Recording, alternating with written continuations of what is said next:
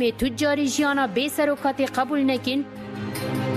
و امی تجاری جبلی وی تجیانی نفکرن. بشیارا آن جیانا آزاد ام دبیجین دی تجرید تک بچه و جیانا آزاد بسر بکوه.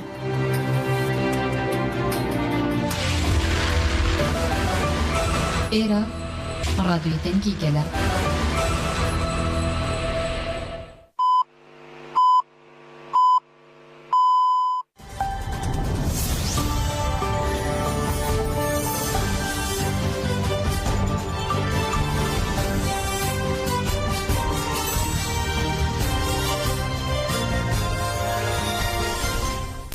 سڵاوتان لەبێ هەواڵەکانم کاتژمێرەتان پێشکەشەکەین.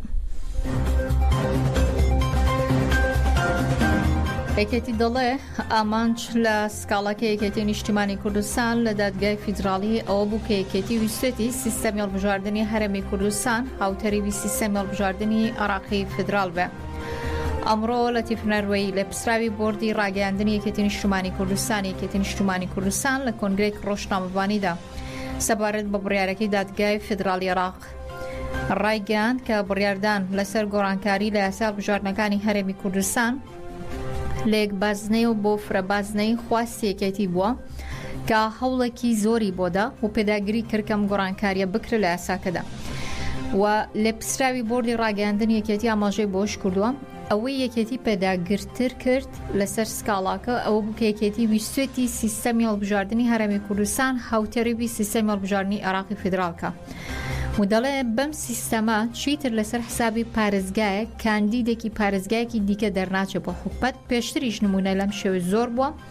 لە کۆتاییدا بربژێرەکە نەیتوانێت خزمەتی دەنگدەرانی خۆیکە بە گوتەی لە تیفنێروەیی سوودێکی تری ئەوەیە کە بەپەی سیستەما کۆنەکە زۆر جار پشک و مافی پارێزگایەک بۆ پارێزگایەکی دیکە چوو بە سیستەمی هەڵبژاردننی ئێستا پشکێر پارێزگایەک وەکو خۆی دەمێنێتەوە کاراسانی بۆ بربژێرەکان دەرەخسێنێ کە باشتر بانگەشە بۆ بەرنامەکان کەن لە ناو خەڵکدا.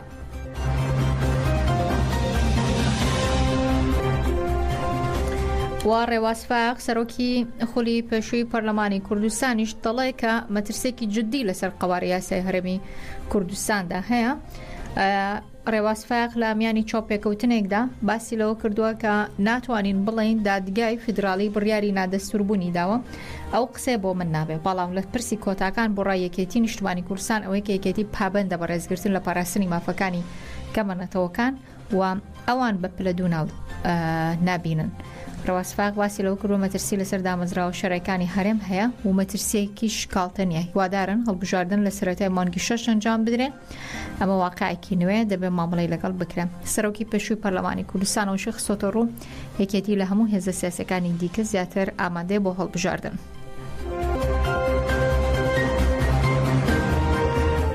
هەر لە کاردانەوەی بڕیارەکەی دادگای فیدراڵی عێراقیشدا پارتی دموکراتی کوردستان دەڵێ کە بڕیارەکەی دادگای فیدراڵی پێچەوانەی ڕۆحی دەستورە. مەکتەبی سیاسی پارتی دموکراتی کوردستان ئەمڕۆ کۆبوونەوە و ڕایانگاندووە کە بڕیارەکەی دادگای باڵای فیدراڵی عێراق نادەستوریە و پێچەوانەی ڕۆحی دەستور و مافە دەستورەکانی هەرێمی کوردستان و بنەماکانی فیدراڵین و مەکتەبی سیاسی پارتی باسی لەوەش کردووە کە یەکێک لە تەڕۆکانی کۆبوونەوەکە تاوتێکنی بڕیارەکانی دادگای فیدراڵی عێراق بووە.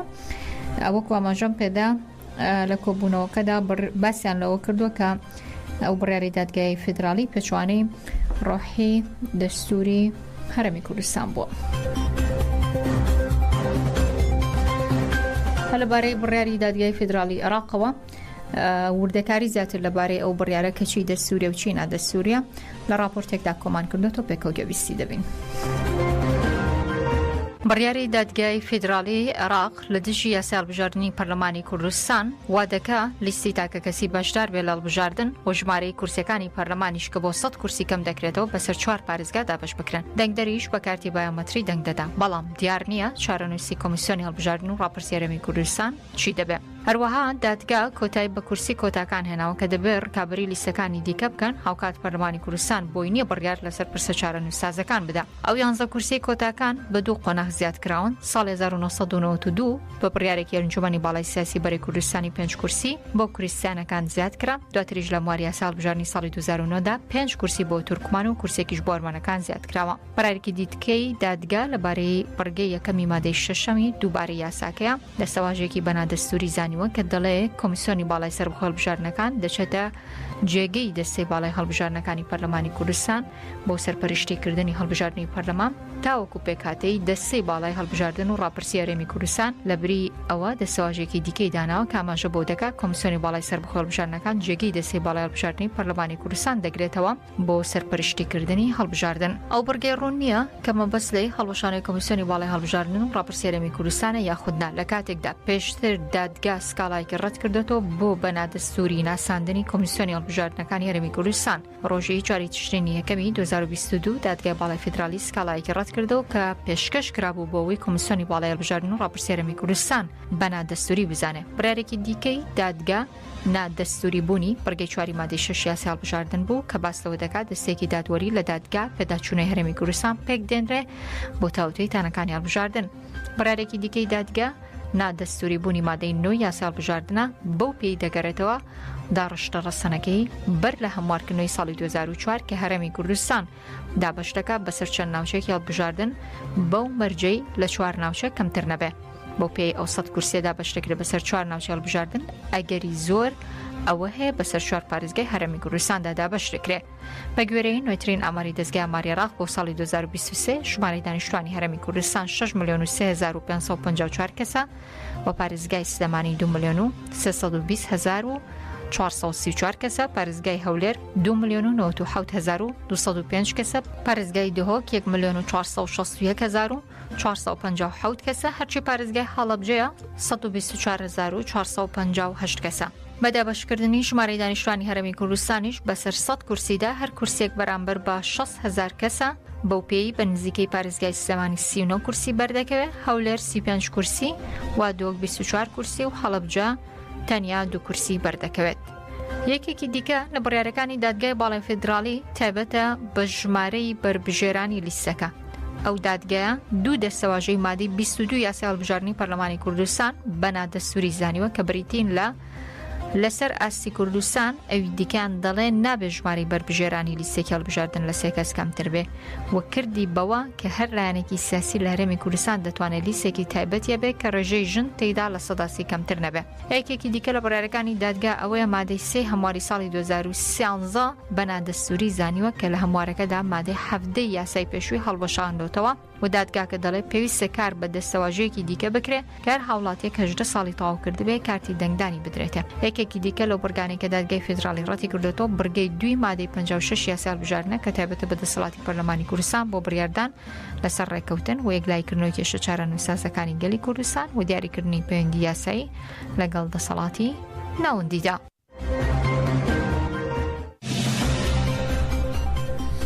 مەرەزان دەمێ سنشتان بۆ هەواڵێک ڕاپێشم کەمێک پێشێستا ڕۆژنامەوان ئومێد بەرۆشکی بۆی سکاڵایەکی چاکسازی گەورانی هەولێرە بڵاو کرایەوە کە دەستگیر کراوەتەوە جارێکی دیکە. ئەیهان سعید بەرگریکاری مافی مرۆڤ لەسەر کەیسەکەی ئومێد بەرۆشکی بە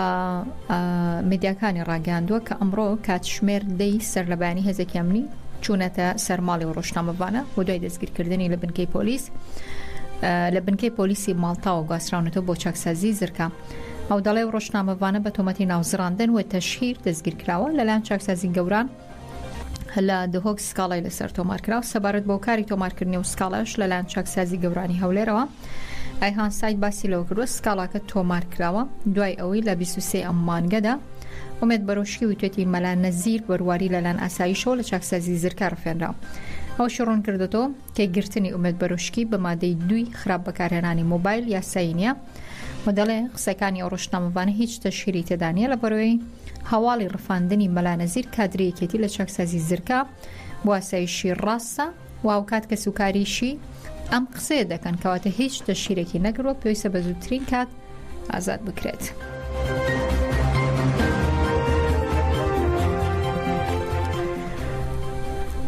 ناوەندی ڕاگەاندن و چاپەمەنی هەپەکە دەڵێت کە بە نارنجۆک هێرشان کرد سەر حەفارەیەکی داگیرکەران کە دەویست ڕێگە بۆ سوپا بکاتەوە و ناچار بە پاشەکشەکراوە. ناوەندی ڕاگەاندن و چاپەمەنی هێزەکانی پاراستنی گەلهەپەکە لە ڕاگەیەنراویدا باسی لەوە کردووە کە ڕۆژی 11 شوبات لە گۆڕەپانی بەرخۆدانی سیدا چالەکێکی سەربازیان ئەنجام داوە بۆ سەر حەفارەیە کە ڕێگەی بۆ سوپای تورک کردوتەوە. هەروە کاتژمێر 4 خولەکی هەمان ڕۆژ بە شێوەی چاندنی تاقەمەنی گورز لەو حەفارەوە شێنرا و ناچار بۆ کراوە کە پاشەکشە بکە. هەروەها ڕۆژی 15 ئەم مانگەش هەر لە هەمان گۆڕەپان بە نارنجۆک هێرش کراوەتە سەر حەفارێکی دیکە کە ویستێتی سەنگەرەکانی شەڕ بڕوخێنە. هەپەکە دەڵێ لە نێوان ڕۆژانی 16 بۆ 21 مانگە لە هەرێمی گارە ناوچەی دەشتی کافیا 16 جار ماڵێک بۆژوان کراوە لە گردی بەهار و ئامێدی لە هەرێمی شەی دەلیلی ڕۆژاویزە و باسی لەوە کردووە لە ناوچەی ئاوی لۆلان سنوونێ خنێرەی سەر و گۆشینەی خواکورد 7 جار بردومان کراوە. هەروە لە گۆڕەپانی شەید ئیبراهیم لە زاب 6 جار لە ناوچەی دەرگەلە شیلازێ ویشیلی سەرۆی مەتینا لە هەرێمی مەتیناش بە هەمان شێوە 6 جار. ئەمەژە بۆژراوە لە 16 بۆ 21 ئەم مانگە بەگشتی دەوڵەتی تورک 37 جار بە فڕۆکەی جەنگی بردومانی ناوچەکانی کردووە. هەروەها باسییان لەوشکرووە لە 19 مانگە لە گۆڕەپانی بەرخۆدانی گردی چارچیلە لە هەرێمی مەتینا بە هەلیکۆپتەر بردومانی ناوچەکە کراوە.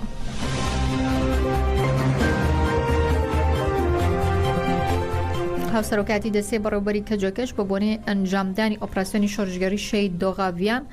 پرۆزبایی لە گەریلاکان کردو پامێکی شاڕاستی پێشمەرگە دەکا. کەجۆکە مەژەی بۆ کردووە گەریلاکان لە ڕێگەیەمە ئۆپراسیۆنە شۆڕژگەر و جارێکی دیکە سەلماندی کێزی توانای بەرگری لە کوردستان لە بەرامبەر داگیرکەران هەیە و دەوڵەتی فاشستی ئاکەپە و مەهەپەش لە بەرامبەر ئۆپراسیۆنەکانی گەریرە تووشی هەژان و چەق بەستون بووە و پلانی سڕێنەوە و خڕکردنی دوژمن لە لێواری شکستدا لەگەڵەوەشدا دەوڵەتی ئاکەپە و مەهەپە شکستی خۆی پەرتە پۆشتەکە و ناتوانێت دانی پێدا بنێت. کەجەکە لە پەیامەکەیدا دەڵێت جارێکی دیکە هۆشداری دووبارە دەکەنەوە سەرجەم هێزەکان بە تایبەتی پێشمەرگە دەبێت لە سوپای تورک و بنکەکانیان دوورکەونەوە و سەرجەم هێزەکان بە تایبەتی پێشمەرگە دەبێت لە سوپای تورک و بنکەکان دوورکەونەوە هیچ کەسێک نابێت پشتیوانی هەمانگی سیاسەتە دوژمنکارەکانی دەوڵەتی تورک و حکوومەتی ئاکەپە و مەهەپە بکە بەرامبەر بەگەلی کورد یاخود نابێت پاڵپشتی لەو سیاسەتە بکەن.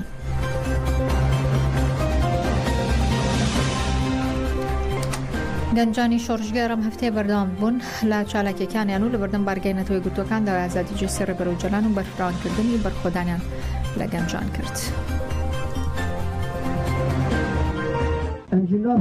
سالا چارا دانه که من چالاکی خواه بردوام بکن بلکه ما دست به چالاکی خواه نکردی سری ده جبو کردستان شهید کردستان پشت جبو همه شهید شورشگری امداقه که رزدتون بخواهی شهید رونایی کردستان نه شهید نامرد شهید نامرد شهید نامرد پارێزەرانی ڕێبەر عەبدوڵڵا جەلان کە ماوەی 35 مانگە ناتوانن زانیاری لەو بارەی وەربگرن ئەمڕۆ داواکارێکی نوێیان پێشکەش کرد. هەرێک لە ڕێزان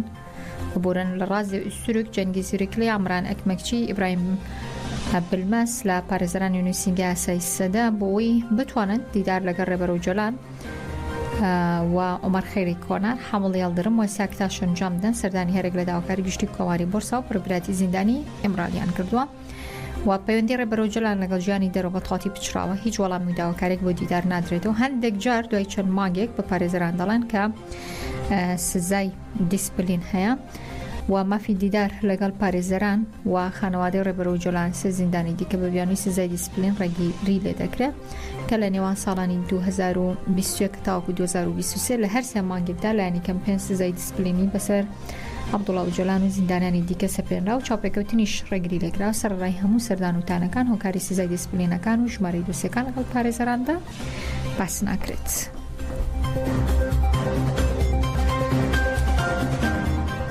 هەواڵکێسانی نووسەر و پێشمەرگەی دەرین دەڵێ داگیرکەران لە ڕێگەی دەسەڵاتی باشوور و ئینتیمای نیشتیمانی لای گەلی باشوور کەم کردوێت و ترسان فکری ئۆجەلان یەکێتی نەتۆی کورد دروستکە بۆی دەستگیریان کرد.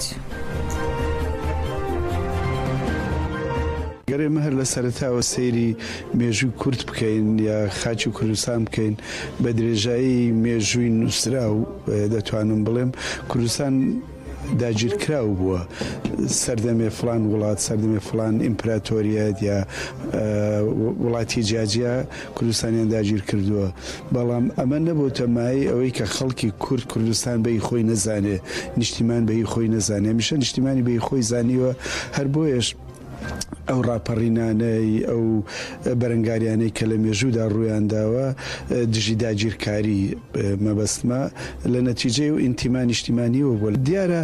بەشێکی ئەوەی کە خەڵک وای لێ هاتووە نیشتیمان بەی خۆی نەزانێ دەگەڕێتەوە بۆ خراپی حکومڕانی دەسەڵاتی خۆماڵی بەشێکیشی دەوری دەوڵەتە داگیرکەرەکانی دەور و پشتی تێدایە کە وایان کردووە هێزە کوردیەکان بەرنامەیەکی نیشتیمانی خزمەتی نیشتیمانیان نەبێ و خەڵک بڵێم دڵخۆش نەبێ بەو حکوومەتی کە هەیە هەنی دەوڵەتە داگیرکەرەکان تەنانە دەوڵەتی عراقیش ڕۆڵی هەیە تورکیا و ئێران و سووریاوانە ڕۆڵی زۆریانەوە لەوەی کە ئەم ئەزمونەی کە هەیە وای لێ بکەن وا ناشرینی بکەن لە بەرچاوی خەڵک کە خەڵک تەمەنا بە حکوومەتەکانی پێشووی عراق بخوازێ.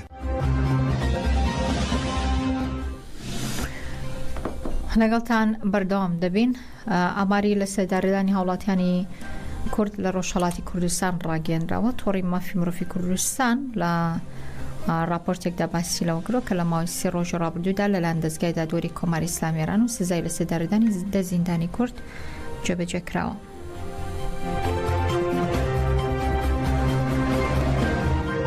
تۆڕی مافی مرۆڤی کوردستان لە راپۆرتی مانگانەیدا پەیوەست بە دۆخی زیندانیانی ڕۆژهەڵاتی کوردستان ڕاگەیاندووە لە 20 مانگیەکی 2024ەوە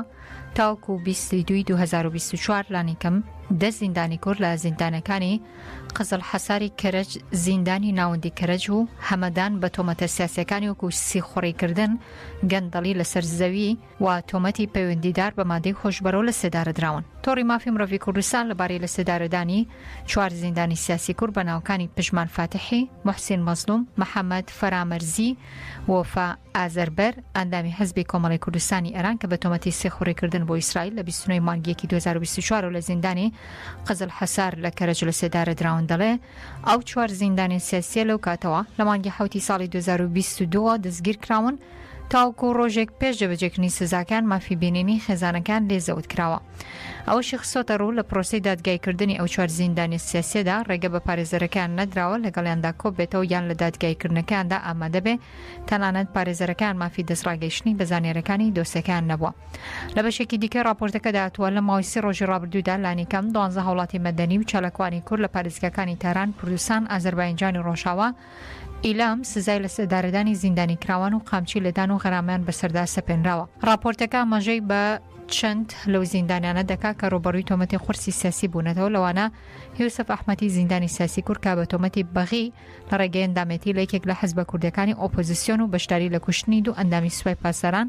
سزای لە سێداردانەکەی لەلایەن دادگای پاڵای ئێرانەوە پەسەند کراوە. راپۆرتەکە هەروە دەڵێت دوو ژنی چالاکوانی کورد بە ناوەکانی وەریشە مورادی ئەندامی کۆمەڵی ژنانی ئازادی ڕۆژهەڵاتی کوردستان کەژار و پەخشان عەزیزی چالاکوانی کورد کە لە 6 مانگ لەمەوبەر دەست بەسەر کراون لە دوو دۆسیەی جیادا بە بەغی تۆمەتبار کراون تۆمەتێک کە نیگەرانەکانی لەبارەی ئەگەری دەرکردنی سزای قورسی لە سێدارەدان بە زیندانیانە دروست کردووە. هەروە بەپێی راپۆرتەکە لانیکەم 54 هاوڵاتی و چالاکوانی کورد لە شارەجاجەکانی کوردستان، کرماشان، ئازەربایجانی ڕۆژاوا بە تۆمەتی سیاسی و ئایدۆلۆژی لەلایەن دام و دەستگا ئەمنیەکانەوە دەست بەسەرکراون کە تا ئێستاش چارەنووسی زۆری نیان نادیارە. بەشێکی دیکە راپۆرتەکە بۆ کۆڵبەران تەرخان کراوە تێدا هاتووە لە ماوەی 3 ڕۆژی ڕابردوودا 4 کۆڵبەر بە تەقەی هێزەکانی پاسەوانی سنوور کوژراوە، لانیکەم 38 کۆڵبەریش لە ئەنجامی لەدان و تەقەی هێزە سەربازەکانی کۆماری ئیسلامی ئێران لە ناوچە سنوورەکانی پارێزگاکانی کرماشان، ئازەربایجانی ڕۆژاوا و کوردستان بە قورسی بریندار بوون.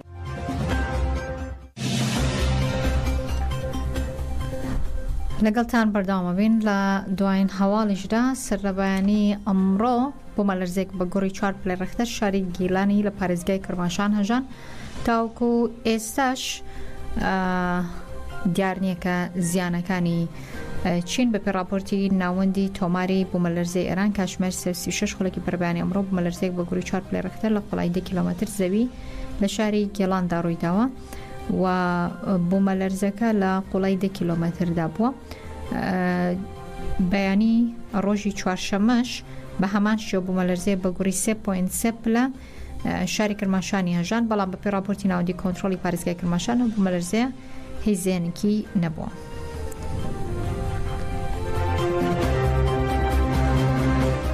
هەر شاد بن.